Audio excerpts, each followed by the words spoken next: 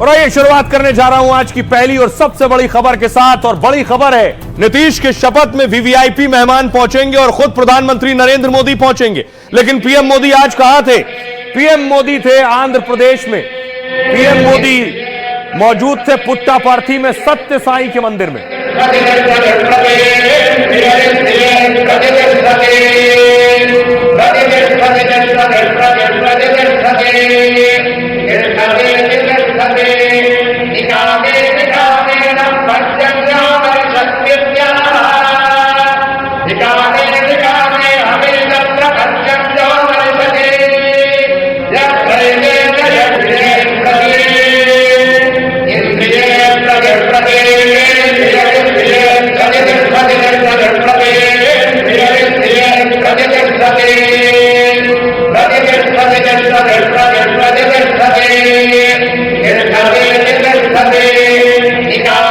मौका था सत्य साई की जन शताब्दी का। ऐश्वर्या राय बच्चन मंच पर थी, बड़े बड़े लोग मंच पर थे। ऐश्वर्या ने भारतीय संस्कार नजर आए। खुद ऐश्वर्या गई और प्रधानमंत्री नरेंद्र मोदी के पांव छुए। देखिए,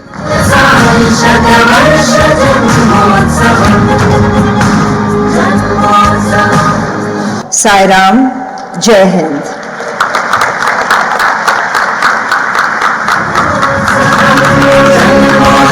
तस्वीर आप देख रहे हैं, ऐश्वर्या राय बच्चन गई है, पीएम मोदी बैठे थे मंच पर, उनके पांव छुए हैं, फिर ऐश्वर्या आकर अपनी कुर्सी पर बैठी हैं। यह तस्वीर बहुत वायरल है चारों तरफ। ऐश्वर्या राय ने जो भारतीय संस्कार दिखाए हैं, मंच पर पीएम मोदी थे, उनके पांव छूकर ऐश्वर्या ने उसे दर्शाया है सम्मान पीएम मोदी के लिए। साई राम, जय हिंद।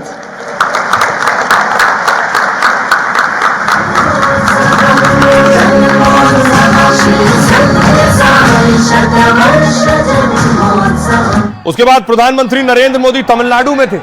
पीएम मोदी कोयंबटूर में रोड शो कर रहे थे और पीएम को देखने के लिए, अपने कैमरे में कैद करने के लिए सड़क के दोनों तरफ भारी भीड़ थी।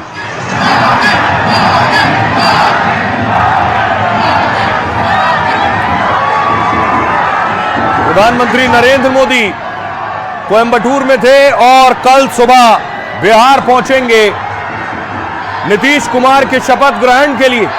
लेकिन नीतीश कुमार आज नजर आए। तस्वीर देखिए, आज जेडीयू के विधायक दल की बैठक थी तो नीतीश कुमार जेडीयू नेताओं के बीच पहुंचे। आज विधायक चुना जाना था कि विधायकों के दल का नेता कौन है। नीतीश कुमार सभी निर्वाचित विधायकों से मिले, उनके पास जाकर विधायकों से मुलाकात की नीतीश ने। विधायक दल की बैठक, ललन सिंह को आप देख रहे हैं। लेकिन अगली तस्वीर देखिए जरा, नीतीश कुमार विधायक दल का नेता चुने जाने के बाद अपने विधायकों को संबोधित कर रहे थे। नीतीश कुमार के लिए यह चुनाव जीतना बड़ी लड़ाई थी और बड़ी चुनौती भी थी। अब कल बड़ा दिन है, उससे पहले देखिए बैठकों का सिलसिला आज बिहार में था। आप देख रहे हैं केशव प्रसाद मौर्य, जिन्हें पर्यवेक्षक बनाया गया था, केशव प्रसाद मौर्य बिहार पहुंचे। पटना में बीजेपी दफ्तर पहुंचे, उनका स्वागत किया गया। वहां भी विधायक दल की बैठक हुई।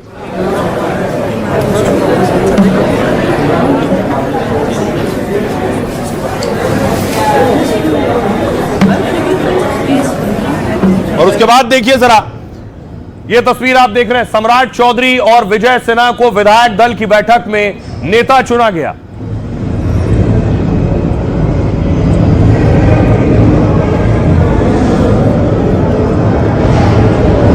यह बीजेपी विधायक दलों की बैठक हुई और उसमें सम्राट चौधरी को विधायक दल का नेता और विजय सिन्हा को उपनेता चुना गया।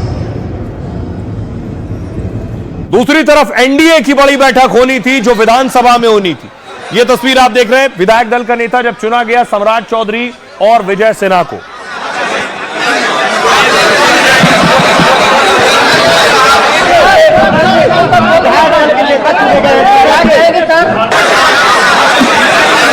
दूसरी तरफ नीतीश कुमार, देखिए एनडीए की बैठक होनी थी।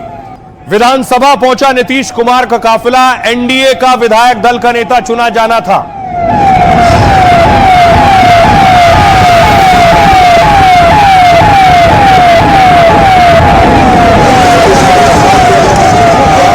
वो तस्वीर है जिस वक्त नीतीश कुमार विधानसभा पहुंचे और दूसरी तरफ एनडीए के दूसरे नेता खुद चिराग पासवान भी विधानसभा पहुंचे। सभी नेता सेंट्रल हॉल में विधानसभा के मौजूद थे।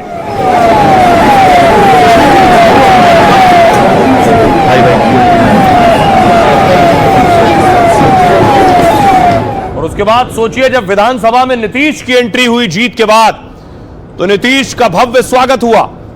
सभी विधायकों ने नीतीश को मुबारकबाद दी और तालियों से नीतीश का वेलकम किया गया।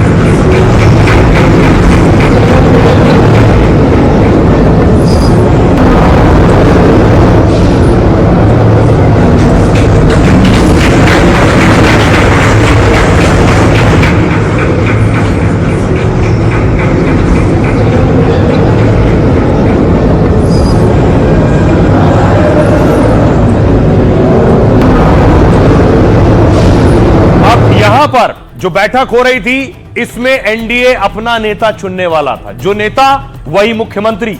एनडीए की बैठक शुरू हुई, यानी इसमें बीजेपी के विधायक, इसमें चिराग पासवान की पार्टी के विधायक, उपेंद्र कुशवाहा की पार्टी के विधायक, सारे दलों के विधायक मौजूद थे और उन्हें अपना एक नेता चुनना था। बीजेपी के विधायक ज्यादा है, जेडीयू के उससे कम है। फिर चिराग पासवान, उपेंद्र कुशवाहा, जीतन राम मांझी इनकी पार्टी के नेता, और एनडीए ने भी देखिए विधायक दल का नेता किसे चुना है।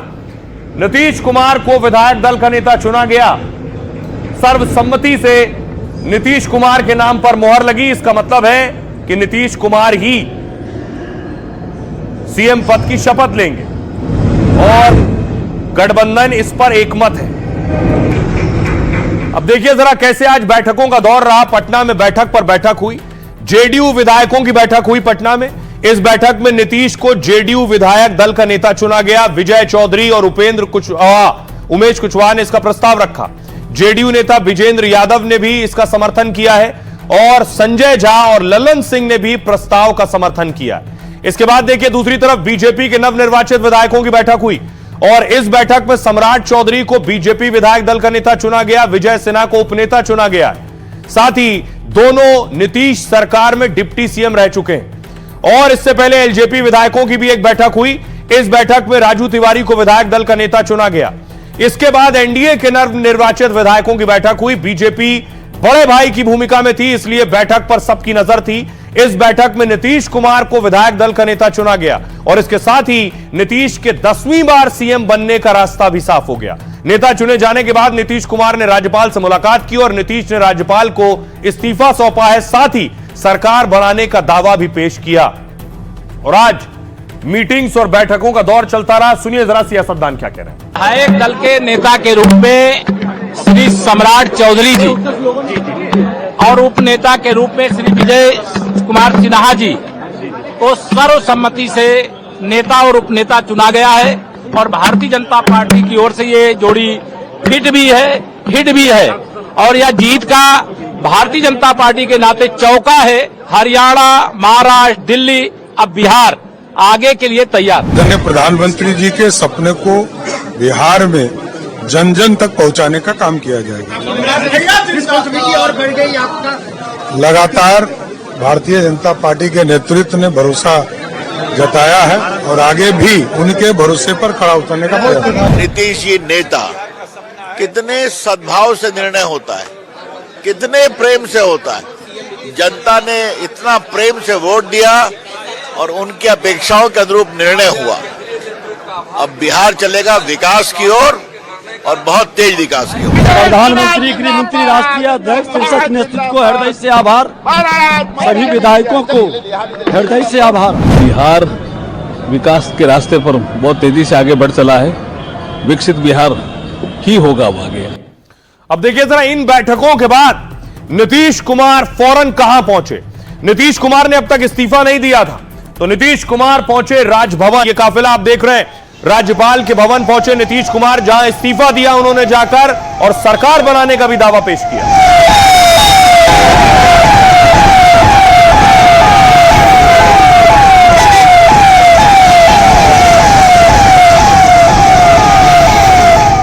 अब सरकार की शपथ होगी गांधी मैदान में। गांधी मैदान में तैयारियां अपने आखिरी चरण में है। आप देख रहे हैं मैदान सज चुका है, कारपेट बिछ चुकी है, सोफे लग चुके हैं, भव्य तैयारी हो रही है। दावा किया जा रहा है 2 से 3 लाख लोग इस शपथ के गवाह होंगे। नीतीश कुमार 10वीं बार शपथ लेंगे। अगली तस्वीर देखिए जरा। इस शपथ समारोह में बड़े बड़े दिग्गज आ रहे हैं। पीएम मोदी, योगी आदित्यनाथ, मोहन यादव, देवेंद्र फडणवीस और बीजेपी के सभी मुख्यमंत्री और एनडीए शासित राज्यों के भी सीएम आ रहे हैं। शपथ की तैयारी चल रही है। इस बीच देखिए आरजेडी ने एक ट्वीट किया। आरजेडी ने ट्वीट किया कि स्टेशन पर पलायन शुरू हो गया है। शपथ से पहले ही न सिर्फ ट्वीट किया, एक वीडियो भी जारी किया कि पलायन हो रहा है, लोग निकल कर जा रहे हैं, बिहार छोड़कर जा रहे हैं। यह तस्वीर आरजेडी ने ट्वीट की और बताया देखिए बिहार वासियों की भीड़ लगी है स्टेशन पर और यह पलायन हो रहा है।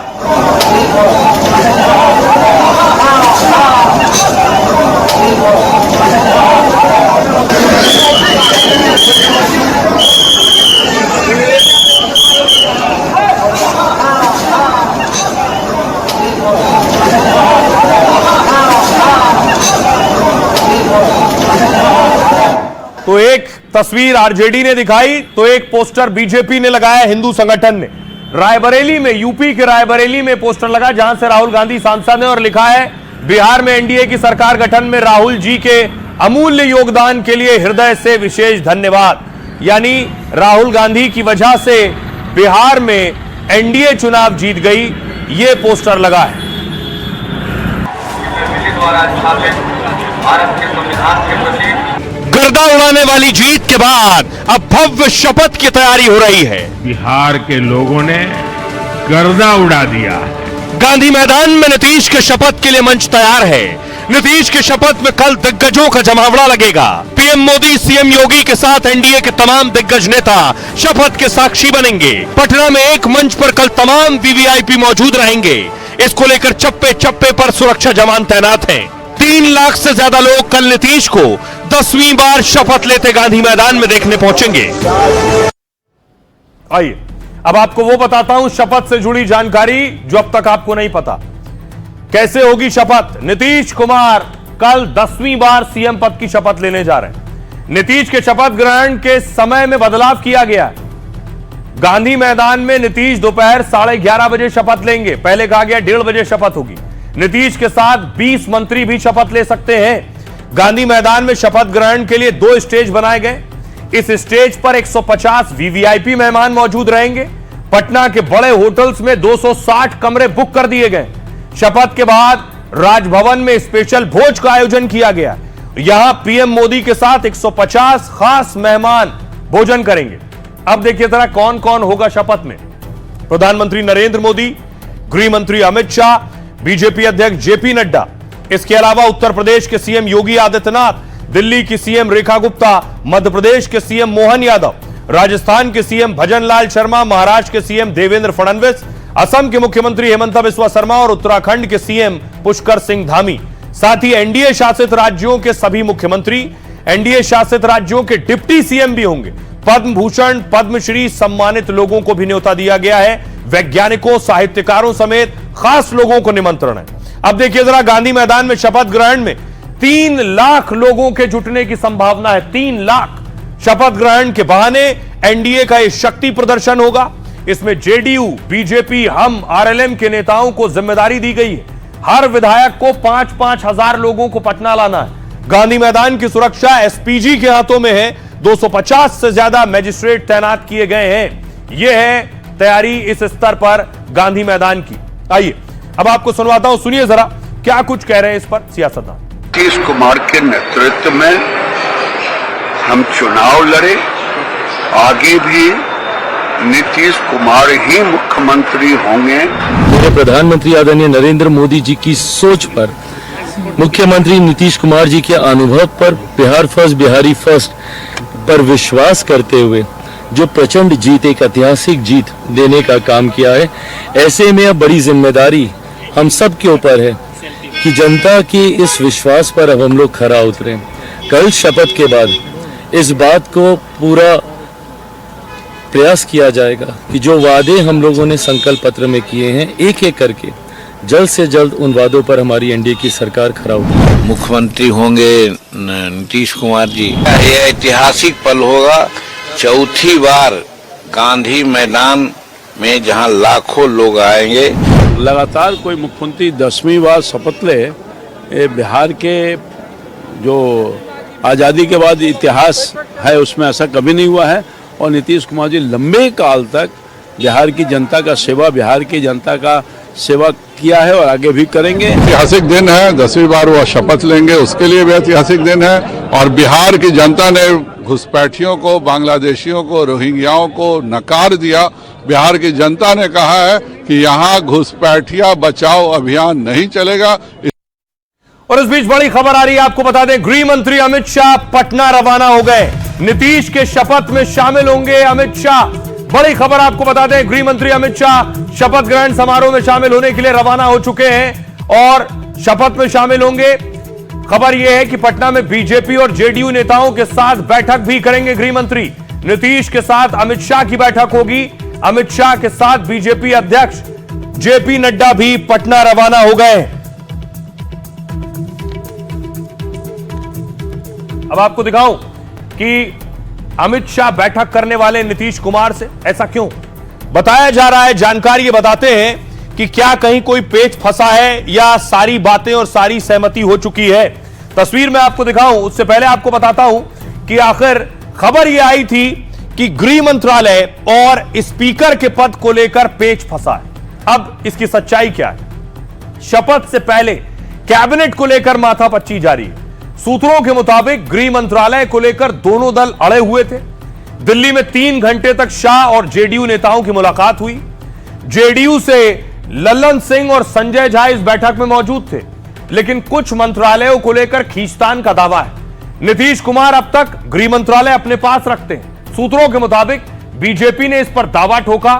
वहीं स्पीकर पद भी दोनों दल अपने पास रखना चाहते हैं। हालांकि सूत्रों के मुताबिक जेडीयू स्पीकर पद पर तैयार हो गई है। बीजेपी के प्रेम कुमार बिहार के अगले विधानसभा अध्यक्ष हो सकते हैं। पिछली सरकार में बीजेपी के पास स्वास्थ्य और पंचायती राज विभाग था, लेकिन शिक्षा, गृह, ऊर्जा, ग्रामीण विकास विभाग जेडीयू के पास था। बीजेपी मंत्रालयों की लिस्ट में फेरबदल चाहती है। सूत्रों के मुताबिक नीतीश इसको लेकर राजी नहीं हो रहे। शपथ ग्रहण से पहले मंत्रालय को लेकर पेच सुलझ सकता है। गृह मंत्री अमित शाह नीतीश से मुलाकात में चर्चा होगी। शाह के पटना आने से पहले धर्मेंद्र प्रधान पटना में ही है। धर्मेंद्र प्रधान बीजेपी के मंत्रियों की लिस्ट तैयार करने में जुटे। अमित शाह से चर्चा के बाद इसे फाइनल रूप दिया जाएगा और बिहार में पहली बार बीजेपी के 89 विधायक चुनाव जीत कर आए। ऐसे में क्षेत्र के साथ जाति समीकरण साधने का भी दबाव है। सुनिए इस पर सियासतदान क्या कह रहे हैं। बिहार की इस ऐतिहासिक जीत पर कल शपथ ग्रहण भी ऐतिहासिक हो। इतिहास बनेगा, गिनीज बुक में नाम जाएगा माननीय मुख्यमंत्री नीतीश कुमार जी का 10वीं बार शपथ लेना। मुझे लगता है कि आज तक हुआ ही नहीं था। और लाखों लोग कल ऐतिहासिक शपथ ग्रहण समारोह के गवाह बनेंगे। पूरी दुनिया देखेगी और भव्य होगा और आने वाले समय में विकसित बिहार बनाने के लिए हम सब मिलकर काम करेंगे। नेता फिर पूरे बिहार को जिस तरह से 20 साल से उन्होंने संवारा है, विकास किया है, विकास गति तेज की है, फिर उनके नेतृत्व में फिर बिहार आगे बढ़ेगा। ये जनता ने किया है, ये जनता ने मैंडेट दिया है, ये जनता ने चाहा है, उनके नेतृत्व को मांगा है और तो इसलिए ये बिल्कुल ये हम लोग के ये हर्ष का विषय है। अब देखिए एक और बड़ी खबर आ रही है। कल सुबह 11:30 बजे नीतीश कुमार का शपथ ग्रहण है। पीएम मोदी 11:15 बजे गांधी मैदान पहुंचेंगे। नीतीश के शपथ में शामिल होंगे पीएम मोदी। सीएम योगी कल सुबह पटना पहुंचेंगे। अब देखिए जरा जो लिस्ट सामने आई है कि कौन कौन नीतीश की टीम में होगा, कैबिनेट में कौन कौन होगा, इसमें जातीय समीकरण को साधा गया है, कास्ट बैलेंस रखा गया। देखिए जरा बीजेपी में सम्राट चौधरी कुशवाहा जाति से आते हैं, विजय सिन्हा डिप्टी सीएम हो सकते हैं, भूमिहार जाति से आते हैं, नितिन नवीन कायश समुदाय से आते हैं, रेणु देवी ईबीसी से आती हैं और मंगल पांडे ब्राह्मण समुदाय से आते हैं। नीरज बबलू राजपूत समाज से आते हैं, संजय सरावगी वैश्य समाज से आते हैं और हरि सैनी ईबीसी से आते हैं, रजनीश कुमार भूमिहार जाति से आते हैं। यह बीजेपी का जातिगत समीकरण था जिसे बैलेंस करने की कोशिश की गई। जेडीयू से नीतीश कुमार की टीम से कौन कौन होगा उनकी पार्टी से, विजय कुमार चौधरी भूमिहार समाज से आते हैं, श्रवण कुमार कुर्मी समाज का प्रतिनिधित्व करते हैं, अशोक चौधरी दलित समाज से आते हैं, जमा खान मुस्लिम समाज से आते हैं, रत्नेश सदा दलित समुदाय से आते हैं और लेसी सिंह राजपूत समुदाय से आती हैं। विजेंद्र यादव यादव समाज से और श्याम रजक दलित समाज से। सुनील कुमार दलित समुदाय से और दामोदर रावत ईबीसी से। अब देखिए एलजेपी से राजू तिवारी ब्राह्मण समाज से आते हैं, उनको मंत्री पद मिलेगा। संतोष सुमन दलित समाज से आते हैं, हमसे मंत्री बनेंगे। और कुशवाहा की पार्टी से स्नेहलता कुशवाहा समाज का प्रतिनिधित्व करेंगी। इसलिए जिनको शपथ लेनी है उस शपथ में भी साफ नजर आ रहा है कि पार्टियों ने जातिगत समीकरण देखकर मंत्री पद बांटे हैं और विधायकों को मंत्री बनाया। सुनिए जरा सियासतदान क्या कहते हैं। साल के बाद अगर लोगों का भरोसा विश्वास एनडीए सरकार पर है और बिहार में के लोगों में तो बहुत उत्साह है कल के शपथ ग्रहण को लेकर, तो इसलिए पूरे बिहार से लोग इस शपथ ग्रहण में आ रहे हैं गांधी मैदान में। और प्रधानमंत्री जी आदरणीय नरेंद्र मोदी जी भी रहेंगे, अन्य राज्यों के एनडीए के मुख्यमंत्री भी रहेंगे।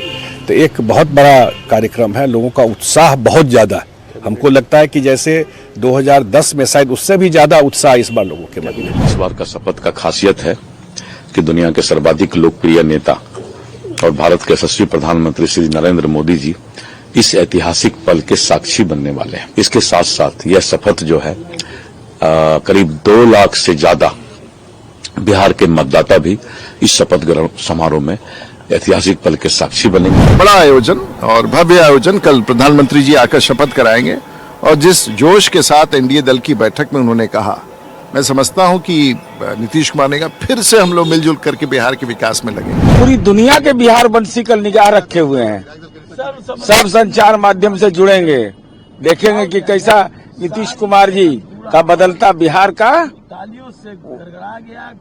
राष्ट्रपिता महात्मा गांधी के चरणों में शीश झुका करके लोकनायक जयप्रकाश नारायण की धरती पर जो गांधी मैदान है वहां से दुनिया देखेगी कि बिहार कैसा बिहार है। अब देखिए जरा कि नीतीश कुमार के पोस्टर लगे। बहुत से लोग सवाल कर रहे थे कि बीजेपी की ज्यादा सीटें हैं तो सीएम बीजेपी का होगा, लेकिन पोस्टर ये कह रहे हैं कि क्या नीतीश कुमार पूरे 5 साल ही मुख्यमंत्री रहेंगे। 25 से 30 फिर से नीतीश, यानी 2025 से लेकर 2030 तक नीतीश कुमार ही मुख्यमंत्री होंगे। आखिर इसके पीछे वजह क्या है ये मैं आपको बताता हूं। बिहार विधानसभा चुनाव में बीजेपी सबसे बड़ी पार्टी बनी। बीजेपी को 89 और जेडीयू को 85 सीटों पर जीत मिली। इसके बाद बिहार में बीजेपी सीएम को लेकर चर्चा तेज हो गई थी। नीतीश को विधायक दल का नेता चुने जाने के बाद सस्पेंस खत्म हुआ। सवाल उठ रहे हैं आखिर बीजेपी नीतीश के नाम पर क्यों मान गई। कई वजह है। पहली वजह, नीतीश के चेहरे पर जीत हुई। बिहार चुनाव में एनडीए को मिली जीत नीतीश की जीत कही जा रही है। नीतीश के 20 साल के काम पर जनता ने भरोसा जताया है। इससे न सिर्फ नीतीश की सीटें बढ़ी हैं बल्कि एनडीए भी 200 पार गई है। नीतीश के 10,000 वाली स्कीम को जीत की मुख्य वजह कहा जा रहा है। ऐसे में नीतीश के नाम पर जीते तो सीएम भी नीतीश होंगे। दूसरी वजह, बीजेपी के पास नीतीश जैसा चेहरा नहीं है। बीजेपी के पास नीतीश जैसा चेहरा बिहार में कोई नहीं। सुशील मोदी के बाद कोई बड़ा ओबीसी चेहरा नहीं है। 2020 में भी जेडीयू की सीटें बीजेपी से बहुत कम थीं, तब भी बीजेपी ने नीतीश के नाम पर मोहर लगाई थी। प्रचार के दौरान शाह ने कहा था दिल्ली बिहार में कोई वैकेंसी नहीं है। तीसरी वजह, केंद्र को नीतीश का समर्थन है। मोदी सरकार को नीतीश के 12 सांसदों का समर्थन हासिल है। 543 सदस्यों में एनडीए के पास 292 सदस्य हैं। नीतीश के सांसदों को हटा देंगे तो आंकड़ा 280 हो जाता है, जो बहुमत के आंकड़े से सिर्फ 8 ज्यादा है। केंद्र सरकार की स्थिरता के लिए भी नीतीश जरूरी है। चौथी वजह, ईबीसी वोट बैंक पर नजर है। बिहार चुनाव में नीतीश को 19% से ज्यादा वोट मिला। नीतीश कुमार के पास करीब 15% वोट निश्चित है। नीतीश के पाला बदलने से इस वोट शेयर पर असर नहीं होता। कुर्मी, ईबीसी और महादलित के सबसे बड़े नेता भी नीतीश हैं और नीतीश के साथ रहने से इस वोट बैंक का समर्थन बीजेपी को मिलेगा। उत्तर प्रदेश सहित कई राज्यों में बीजेपी को इसका फायदा मिल सकता है। आइए अब आपको सुनवाता हूं प्रशांत किशोर से। आज editor in chief Rahul Kanwal ने बात की है। इस करारी हार के बाद क्या कह रहे हैं पीके और साथ ही नीतीश कुमार पर क्या कह रहे हैं, सुनिए। आपने कहा था कि जेडीयू की अगर 25 सीटें आ गई तो आप देखिए, इस बात को भी मैंने कल भी इसका जवाब दिया, फिर से आपके शो पर भी बता देता हूं बिल्कुल, मैं आज भी इस बात पर कायम हूं कि जदयू को किसी भी हालत में 25 से ज्यादा सीट ना आनी थी, ना आना चाहिए था। जो पहली बार बिहार में हर विधानसभा में करीब करीब 100 से 125 करोड़ रुपए सरकार ने सीधा पब्लिक को दिया है और उसमें 60 से 62 हजार लोगों को 10,000 रुपए देकर एक तरीके से उनका वोट खरीदा है। नहीं, पर सिर्फ पैसे से ही कोई चुनाव जीत बिल्कुल पीके बड़ा मुश्किल है। नहीं, सिर्फ पैसे से आप नहीं जीतते हैं, लेकिन वो अगर आप बिहार जैसे राज्य में एक विधानसभा क्षेत्र में 60 से 62 हजार महिलाओं को 10-10 हजार रुपए देते हैं, और मैंने जो कल बताया सिर्फ 10,000 रुपए नहीं दिया, उससे नहीं जीते हैं। ये कहा कि अगर ये आपके लिए पहली इंस्टॉलमेंट है, ये आपका एडवांस है, जैसे ही आप एनडीए की सरकार बनेगी, नीतीश कुमार मुख्यमंत्री बनेंगे, तो आपको 2 लाख रुपए स्वरोजगार के लिए मिल जाएगा। उन्होंने कहा कि आप कोई, मैंने देखा, उन्होंने कहा कि आप कोई ऐसा जॉब, कोई आप एम्प्लॉयमेंट की कोई स्कीम बताइए, कोई आप क्या काम करेंगे, क्या आप ये 10,000 आप अपने 10 रुपए बताइए, लोन नहीं है, लोन नहीं है। उसके बाद सुनिए, अमित शाह ने हमारे इंटरव्यू में कहा कि 2 लाख रुपए का लोन है, उन्होंने खुद बयान दिया। अरे भाई, अमित शाह जी बिहार सरकार नहीं चलाते हैं, अगर चलाते हैं तो वो बता दें। बिहार सरकार का जो बजट है उसको पढ़ लीजिए, जो स्कीम की कि 10,000 रुपया पहली किस्त के तौर पर स्वरोजगार के लिए आपको दी जा रही है, और जरूरत के मुताबिक जैसे ही आप अपना स्वरोजगार शुरू करेंगे तो 2 लाख रुपए तक आपको सहायता, नहीं एक मिनट रुक जाइए, सहायता राशि दी जाएगी। वोट के 2 दिन 3 दिन पहले तक दिया गया। अगर ये नहीं होता तो निश्चित तौर पर ये परिणाम नहीं आता। मैं ये नहीं कह रहा हूं सिर्फ इसी की वजह से आया है। जो आपने ख्वाब देखे थे, जो आपने बातें की थी चुनाव से पहले, और जो नतीजे आए, आपके ख्याल में और नतीजों में गैप क्या रह गया? बहुत बड़ा गैप है। हम लोग तो बिहार में व्यवस्था परिवर्तन का सपना लेकर आए थे, और जैसा मैंने कल की अपनी प्रेस वार्ता में भी बताया कि व्यवस्था परिवर्तन की बात तो छोड़िए, हम लोग सत्ता का परिवर्तन भी नहीं कर पाए। इनफैक्ट जनसुराज को तो 0 सीट आया है। तो प्रशांत किशोर को आप सुन रहे थे। खबरों में आगे बढ़ते हैं। आज की एक और बड़ी खबर है, बिहार से आपको लिए चलता हूं। दिल्ली धमाके से जुड़े क्या खुलासे हुए? फिदाइन प्लान को तमाचा असदुद्दीन ओवैसी का। दिल्ली में जो धमाका हुआ, इस धमाके में एक शख्स की तस्वीर सामने आई, वो है उमर। उमर का एक वीडियो भी सामने आया।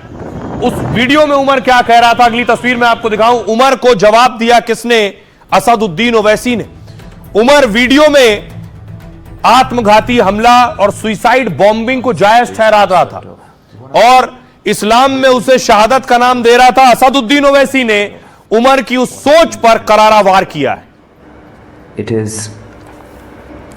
martyrdom operations, and it is being known in शहादत का ऑपरेशन वो है जिसमें कोई शख्स ये मान लेता है कि वो एक तय समय पर जरूर मरेगा। दिल्ली दहलाने वाला जो उमर सुसाइड हमले को शहादत बता रहा था और देश में फिदाइन दस्तों की फौज बना रहा था, उमर और उसकी खतरनाक सोच पर असदुद्दीन ओवैसी ने करारा तमाचा मारा है। जो उमर इस्लाम की बात कहकर युवाओं को मानव बम बनाने का प्लान बना रहा था, उसके हर प्लान, हर सोच को ओवैसी ने तथ्यों से तार तार कर दिया है। ओवैसी ने साफ कह दिया कि सुसाइड जैसा प्लान इस्लाम में हराम है, और जो मरने मारने का काम करता है वो जिहादी और शहीद नहीं, आतंकवादी है। सरासर जुर्म है, गुनाह है ये, और टेररिस्ट एक्ट है ये कोई शहादत नहीं है। इस्लाम इस तरह की हरकतों को हराम करार देता है। अब आइए आपको बताऊं आतंकी उमर ने क्या कहा था और उमर को ओवैसी ने कैसे पलटवार किया। आतंकी उमर ने कहा, लोग फिदाइन हमले का मतलब नहीं समझते। हम जो कर रहे हैं वो सुसाइड हमला नहीं है। इस्लाम में इसे शहादत का ऑपरेशन माना जाता है। बहुत से लोग इसका विरोध भी करते हैं और इसके खिलाफ अलग अलग तर्क रखते हैं। शहादत ऑपरेशन में शख्स यह मान लेता है कि वो एक तय समय पर जरूर मरेगा। जब मुकद्दर में लिखा होगा तभी मौत होगी, इसलिए मौत को आखिरी मंजिल मारना, डरना छोड़ दो। ओवैसी ने कहा, आत्मघाती हमले को शहादत बताना बिल्कुल गलत है। इस्लाम में आत्महत्या सख्त तौर पर हराम है और निर्दोष लोगों की हत्या एक भारी गुनाह है। किसी भी धर्म में आम नागरिकों के खिलाफ हिंसा जायज नहीं है। उमर की बातें इस्लाम की शिक्षाओं के खिलाफ है और देश के कानून का भी खुला उल्लंघन करती हैं। ये सीधे आतंकवाद है और इसके अलावा कुछ नहीं है। ऐसी सोच समाज और देश दोनों के लिए बहुत खतरनाक है। सुनिए जरा उमर ने क्या कुछ कहा और असदुद्दीन ओवैसी क्या कह रहे हैं। लोगों की सबसे बड़ी गलती यह है कि वो ये बात समझ ही नहीं पाते कि फिदाइन हमला है क्या। वो मानते हैं कि ये लोकतांत्रिक तरीका नहीं है और ना ही किसी सभ्य समाज में इसे मंजूर किया जा सकता है। लेकिन ये सुइसाइड हमला नहीं, इस्लाम में इसे शहादत का ऑपरेशन माना जाता है। हालांकि बहुत से लोग इसका विरोध भी करते हैं और इसके खिलाफ अलग अलग तर्क पेश करते हैं। शहादत का ऑपरेशन वो है जिसमें कोई शख्स ये मान लेता है कि वो एक तय समय पर जरूर मरेगा। ये बहुत ही खतरनाक हालात हैं। वो खुद को ऐसी जगह खड़ा कर देता है जहां से उसे लगता है कि मौत ही आखिरी मंजिल है। कोई अंदाजा नहीं लगा सकता कि उसकी मौत कब और कहां होगी। ये तभी मुमकिन है जब मुकद्दर में ही मौत लिखी हो। ये जो 1 मिनट 20 सेकंड का वीडियो है, ये एक्यूज तो मीडिया कह रहा है कि वहीं पर बैठकर इसने बनाया और बड़ा ही एक्सेंट से अपने आप बोलने की कोशिश कर रहा था और एक स्क्रिप्ट था उसके सामने। तो ये बड़ा ही खतरनाक और संगीन काम ये लोग किए हैं। हमारा मानना ये है कि ये जुर्म है, कानूनन सबसे बड़ा संगीन जुर्म है। देश के कानून के खिलाफ किसी की जान लेना, ये दहशतगर्दी की बेहतरीन मिसाल है, इनकी हैवानियत की मिसाल है। और ये कोई शहादत नहीं है, ना इसमें कोई गलत फहमी है। ये इस्लाम इस तरह की हरकतों को हराम करार देता है और जितने भी इस्लामिक मकतब फ़िक्र के जिम्मेदार हैं, उलमा हैं, सब आपको ये कहेंगे कि ये संगीन जुर्म है। ये लेकिन उमर ने जो वीडियो बनाया था वो एक वीडियो नहीं बनाया था। ये जो आप देख रहे हैं ये इसका एक वीडियो नहीं है। ऐसे 70 वीडियो बनाए थे लोगों को आत्मघाती बनाने के लिए। और न सिर्फ वीडियो बनाए बल्कि उन वीडियो को लोगों को सुइसाइड बॉम्बर बनाने के लिए भेजा भी था, जिससे लोग उमर के वीडियो देखें और आत्मघाती हमलावर बन जाएं। लाल किले के पास उमर ने मानव बम बनकर धमाका किया है, लेकिन उमर जैसे कई और फिदाइन दिल्ली में धमाका करने वाले थे। इसके लिए डॉक्टर उमर खुद आत्मघाती हमलावर तैयार कर रहा था। वो युवाओं का ब्रेन वॉश कर फिदाइन फौज बनाने में लगा हुआ था। उमर के फोन पर आत्मघाती हमले और उससे जुड़े 70 वीडियो मिले। एजेंसियों के मुताबिक ऐसे वीडियो उमर ने 11 और लोगों को भेजे। जिन्हें वीडियो भेजा उनमें 7 युवा कश्मीरी मूल के बताए जा रहे हैं और सभी का फरीदाबाद की अल फलाह यूनिवर्सिटी के साथ लिंक है। इस बीच अल फलाह यूनिवर्सिटी से 10 छात्र और डॉक्टर गायब हो गए।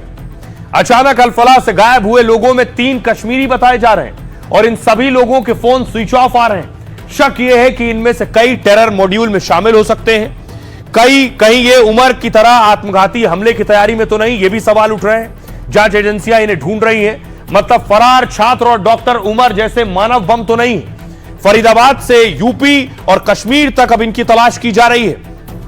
यह है इनकी तलाश हो रही है। ये कहां है, सुनिए जरा क्या कुछ कह रहे हैं सियासतदान। हमें तो कहा गया था कि बस अब नहीं होगा, कि 2019 के बाद अब ये सारा सिलसिला बंद हो जाएगा, लेकिन नहीं हुआ। अब क्यों नहीं हुआ ये आपको उन लोगों से पूछना होगा जो हमारे सिक्योरिटी के जिम्मेदार हैं। वो जिम्मेदारी हमारे हाथ में है नहीं। लॉ एंड ऑर्डर एक बहुत सीरियस मामला है और दिल्ली में जो अभी हुआ है, भारत सरकार ने बहुत सीरियसली, बहुत गंभीरता के साथ उस मामले को एड्रेस कर रहे हैं। आतंकवादी वारदात हो रही हैं भारत में, ये सब पाकिस्तान प्रायोजित है। पाकिस्तान सरकार, ISI और पाकिस्तान पोषित आतंकवादी संगठन गतिविधियों को करते हैं और भारत को इस सब पे बहुत सख्त कदम उठाने चाहिए। इसे रोकने के लिए भारत सरकार को 2 चीजों पर ध्यान देने की जरूरत है। एक तो सुरक्षा व्यवस्था और हमारी इंटेलिजेंस बहुत चौकस होनी चाहिए। हमारी इंटेलिजेंस हर बार अब देखिए उमर ने 1-2 नहीं 70 वीडियो बनाए थे। वीडियो बनाने के बाद उमर मानव बम बन गया। लेकिन जब उमर सुइसाइड बॉम्बिंग आत्मघाती हमला करने वाला था, उससे 10 दिन तक इसी घर में था। 10 दिन घर में था, घर से बाहर नहीं निकला, सब कुछ घर के अंदर कर रहा था। खुद आज एजेंसियां नू में उसके उस घर तक पहुंची हैं जिस घर में उमर 10 दिन से रह रहा था।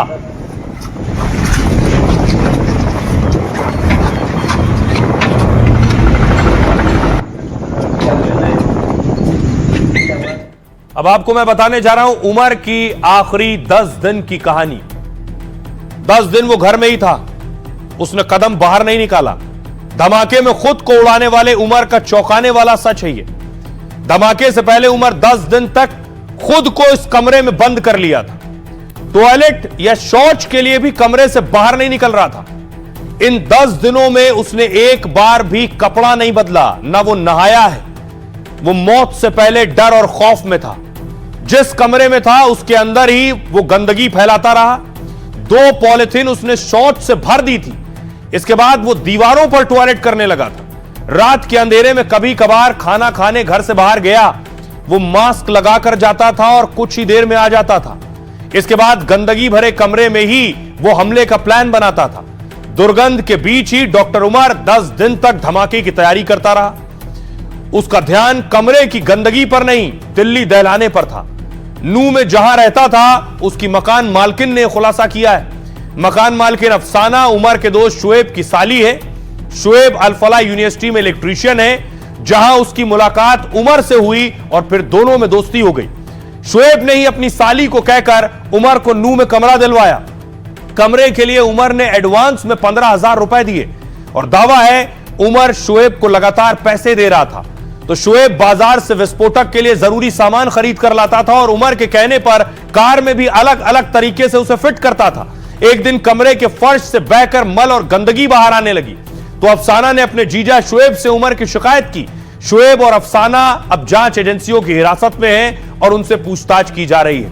आइए आपको सुनवाता हूं, सुनिए जरा पूर्व डीजीपी विक्रम सिंह साहब क्या कह रहे हैं। संदेह ये एक खतरनाक और अत्यधिक खतरनाक एक बिंदु है और इसके ऊपर इंटेलिजेंस एजेंसीज को, पुलिस को और पूरे देश को जागरूक रहना होगा। लेकिन यह खतरा पहले भी था, आज भी है और इसके पहले भी भारत ने और इंटेलिजेंस एजेंसीज ने, सुरक्षा विभाग ने एक मुंहतोड़ जवाब दिया था और आज भी यह सक्षम है, क्योंकि इसमें अभिसूचना संकलन से लेकर के आईटी टूल्स तक और जो इंडस्ट्री है उसको विश्वास में लेकर के इसमें यदि कार्रवाई की जाए तो इसके बड़े सकारात्मक परिणाम पहले भी मिले हैं और आज भी मिल रहे हैं। तो दरअसल उमर सुइसाइड बॉम्बर, मानव बम बना रहा था भारत में। वो लोगों को खोज रहा था, वर्गला रहा था, गुमराह कर रहा था कि वो भी सुइसाइड बॉम्बर बन जाएं। अब यही काम पाकिस्तान में मसूद अजहर कर रहा है। मसूद अजहर ने बाकायदा इश्तिहार छपवा लिए और मांग कर रहा है कि मुजाहिद और जिहादियों के लिए रेट लिस्ट जारी किए। ये आप मसूद अजहर की रेट लिस्ट देख रहे हैं जिसमें लिखा हुआ है एक मुजाहिद के लिए ये चीजें आप दान करें, यानी लोगों से दान में मांग रहा है मसूद अजहर कि जो जिहाद करने जा रहे हैं, जो आतंकी बन रहे हैं, जो फिदाइन बन रहे हैं, उनकी मदद करिए, उनके लिए दान कीजिए। देखिए क्या क्या दान में मांग रहा है। लोगों से कह रहा है 3500 के जूते दान कर दो, गद्दा 5500 का, कोट 4000 का, ट्रैक सूट 2000 का, गर्म टोपी 500 की, गर्म जुराब 500 का, दस्ताने 1000 के और गर्म चादर 1500 के। ये 20,000 की किट है। आतंकियों के लिए किट मांग रहा है मसूद अजहर। आतंकी संगठन जैश फिदाइन दस्ता तैयार करने में जुटा है और उमर जैसे आत्मघाती तैयार करने के लिए चंदा जमा कर रहा है। सर्दियों को देखते हुए जिहादियों के लिए विंटर किट की मांग की जा रही है। फिदाइनों के लिए विंटर किट की कीमत है 20,000 रुपए। इसमें जूता, गद्दा, टेंट से लेकर कोट टोपी तक शामिल है। इस किट की पेमेंट मसूद अजहर का गैंग ऑनलाइन ले रहा है। वो पाक के डिजिटल ऐप सडा ऐप के जरिए पैसे जमा कर रहे हैं। एजेंसियों को जैश के डिजिटल हवाला से जुड़े सबूत मिले। चंदा लेने के लिए मसूद जिहाद के नाम पर फिर से भड़का रहा है। कहा जिहादियों के लिए विंटर किट का इंतजाम करेगा, मतलब जो फिदाइन को किट के लिए 20,000 रुपए देगा वो जिहाद के लिए लड़ाका यानी आत्मघाती माना जाएगा। जो जिहादी के मरने के बाद उसके परिवार का ध्यान रखेगा वो भी जिहादी यानी जैश का बड़ा और अहम लड़ाका माना जाएगा। यह है लोगों को गुमराह करने के तरीके। सुनिए जरा एक्सपर्ट्स क्या कह रहे हैं। जैश ए मोहम्मद चंदे से अपने रिक्रूट्स के लिए विंटर क्लोथिंग इकट्ठा कर रहा है। इससे जो है 2 चीजें बिल्कुल क्लियर हो जाती हैं। एक तो जैश ए मोहम्मद टोटली अपनी लोकल सपोर्ट जो है लूज कर चुका है। लोग चाहते नहीं कि वो घरों में घुसे और उनके घरों में रहें, ना ही वो घरों के नीचे जो है हाइड आउट उनके लिए बना रहे हैं। इस करके उनको जंगल जंगल भटकना पड़ रहा है। दूसरी चीज और क्लियर है कि जंगलों के अंदर भी ग्वाड़ियों में ना उनकी जो है आग लगाने की कैपेबिलिटी है और वो छुपे छुपे मारे मारे जो है वो घूम रहे हैं। इसका मतलब आर्म्ड फोर्सेस का उनके ऊपर पूरा पूरा प्रेशर है। तो मसूद अजहर वहां कोशिश कर रहा है फिदाइन बनाने की, लेकिन यहां जिस यूनिवर्सिटी में उमर पढ़ रहा था उस विश्वविद्यालय में पढ़ा रहा था, उस विश्वविद्यालय में क्या कुछ और मानव बम बन चुके हैं। यह है अल फलाह यूनिवर्सिटी। अल फलाह यूनिवर्सिटी में लगातार रेड हो रही है, छापेमारी हो रही है, यूनिवर्सिटी छोड़कर लोग जा रहे हैं, लेकिन अल फलाह के जो निदेशक हैं उन्हें बीती रात गिरफ्तार कर लिया गया। ये तस्वीर देख रहे हैं, अल फलाह के डायरेक्टर को गिरफ्तार किया गया।